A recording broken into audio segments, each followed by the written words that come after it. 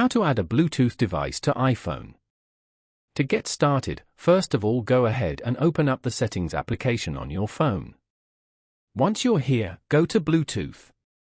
Here, turn on the Bluetooth switch. In the My Devices section below, you will see a list of devices that are already paired with your iPhone. You can manage these devices by tapping the eye icon next to their name. Then, tap on Allow New Connections as shown. If Bluetooth is on, your iPhone will automatically scan for nearby Bluetooth devices. These will be listed under the Other Devices section at the bottom.